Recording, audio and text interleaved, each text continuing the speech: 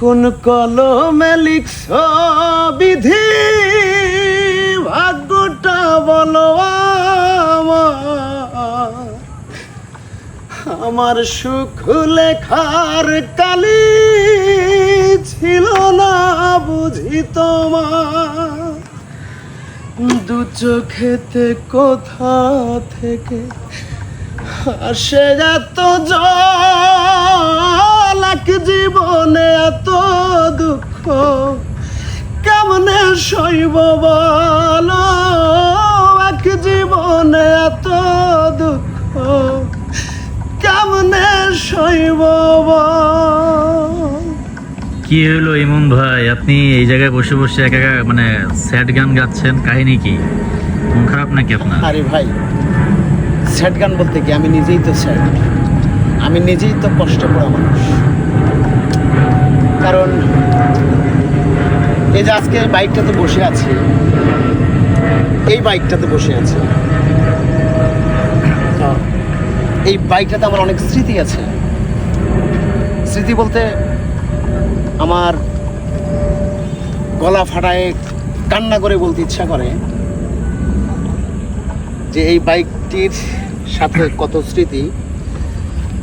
আমার পিছনে যে বসতো, ভালোবেসে বসতো, কাছে নিত, সেই মানুষটি আজকে সেই আগের মতো নেই। সেই মানুষটি এখন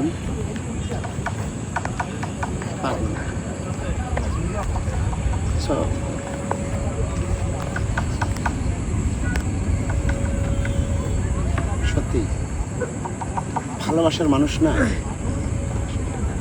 এটা আমি বোঝাতে পারবো না, প্লিজ, এটা আমি বোঝাতে পারবো না। এই বাইকটি আমার এখন স্মৃতি। আমি এই বাইকটা চাই না, এই বাইকটা আপনি নিয়ে যান ভাই, আপনি নিয়ে যান, আপনি নিয়ে যান না বাইকটা, আমাকে আমার ভালোবাসার মানুষটাকে ফিরিয়ে যান, পারবেন? আপনার ভালোবাসার মানুষ তো এখন অন্য জায়গায় আছে, এখন কি করার, আমি তো ফিরে দিতে পারবো না, অন্য জগতে আছে। আমার ভালোবাসার মানুষটি আছে, কিন্তু সেই আগের মতো নেই, সে যে স্বাভাবিক সুস্থ সেই জিনিসটা নেই। তো এই কষ্টটা শুধু আমি নিজেই জানি আর আমার বিধাতা জানে, আর কিছু বলার নেই। এই বাইকটির মানে কোনো ভিডিও টিডিও আছে নাকি? সরি, এই বাইকে কোনো ভিডিও আছে? বাইকে করা কোনো ভিডিও আছে? আমি তো বললাম আপনাকে। সেটা কোথায়? আপনি কি একটা গান গিয়েছেন, এই গানের সাথে কোনো ব্যাপার আছে নাকি?